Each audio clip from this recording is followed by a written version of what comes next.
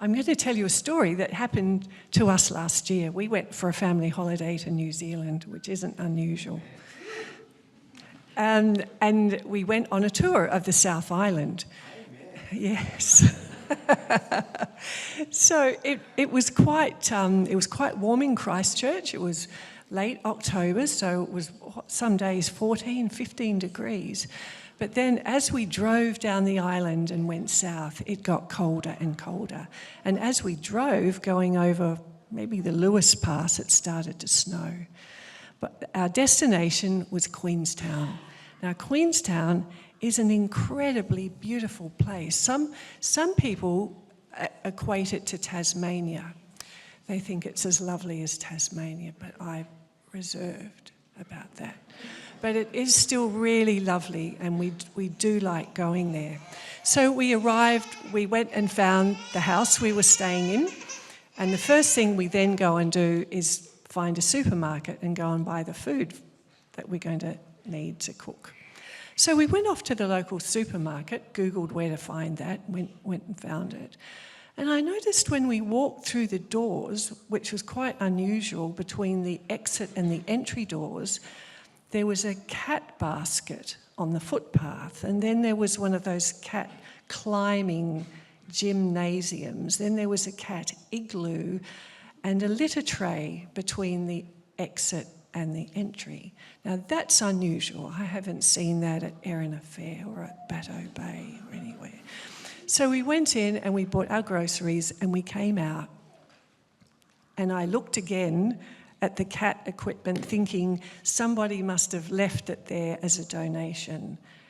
And what did I see? A cat in the basket.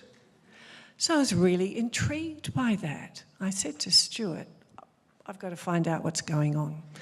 So I went back inside the supermarket and found someone, and they looked a bit, hello. And I said, I'm just wondering why there's a cat out the front and why the cat's equipment and home is there. Oh, they said, there's a newspaper story on the window, you can read it. So this was the paper, this is the story. And the story is this, that the supermarket is near the airport for Queenstown.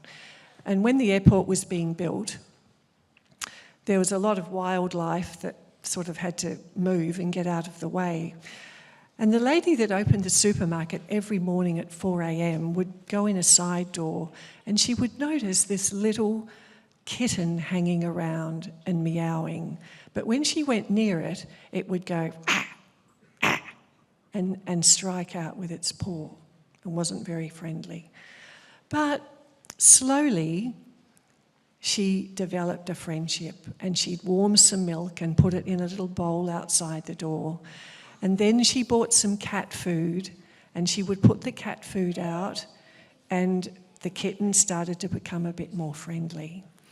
And what happened was that the kitten became very friendly, and the lady, her name was Rindy, decided to contact the local cat society, and they came and got Rindy and took her to the vet, and she was spayed, and they got rid of her fleas, and they gave her some ointment for the sores on her skin, and she became healthier because she was getting good food. And because Rindy was at a side door of the building and the sun would come up at the front of the building, the cat, Izzy, would sit out the front of the building. And slowly, people bought things for the cat. Someone bought the bed, someone bought the climbing frame, and someone bought the little igloo. And inside the supermarket, there's a box with the label Izzy on it, and people donate her food and everything else that she needs. And the article talks about the fact that there are many people in Queenstown who come and go, lots of overseas workers who come. And they love seeing a pet that they can go and pat because she's always there. There's a lot of elderly people whose pets have died, and they love coming and picking Izzy up and cuddling her. So I thought it was a really lovely thing. That's right, we walked away and came back, and Izzy had gone to sleep, and someone had put the blanket over her. And at night she goes in her little igloo, and someone puts the blanket over her, and then apparently if there's a child crying or misbehaving, Izzy will walk over and walk around between their legs and create a diversion.